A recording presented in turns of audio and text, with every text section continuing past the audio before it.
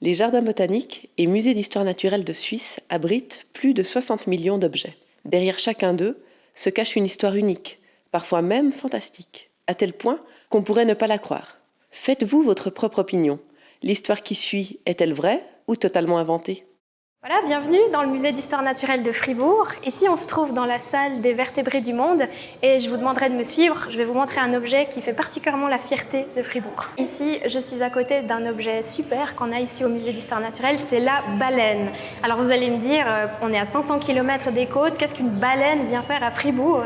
Alors je vais vous expliquer un petit peu son histoire. Tout commence en 1878 quand le conservateur de l'époque, le professeur Maurice Musy acquiert dans les collections une souris naine d'Afrique. Alors il faut savoir qu'une souris naine d'Afrique, c'est un des mammifères les plus petits au monde.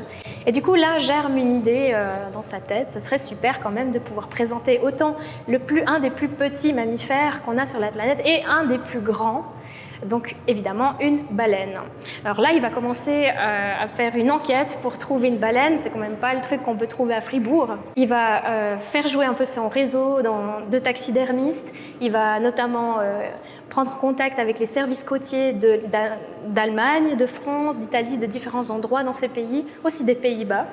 Et ça prend un petit peu de temps, mais coup de chance, le 20 novembre 1880, il reçoit un télégramme comme quoi une baleine, plus précisément un rorqual boréal, s'est échoué sur une plage près de Dunkerque. Alors là, il a pu trouver un taxidermiste qui était intéressé par l'aventure parce que embaumer une baleine, c'est quand même pas le truc le plus facile à faire.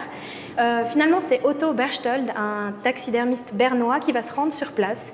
Il va embaumer la baleine, la naturaliser, avec un processus qui a en fait disparu aujourd'hui.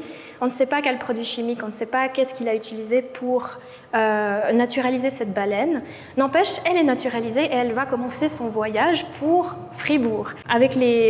Vu l'époque et vu les chaos de la route, vu les problèmes techniques, ça va quand même prendre une année avant que la baleine arrive ici au musée d'histoire naturelle de Fribourg, et elle arrive le 7 avril 1882. Alors je vous demande, est-ce que mon histoire est vraie ou est-ce qu'elle est fausse ?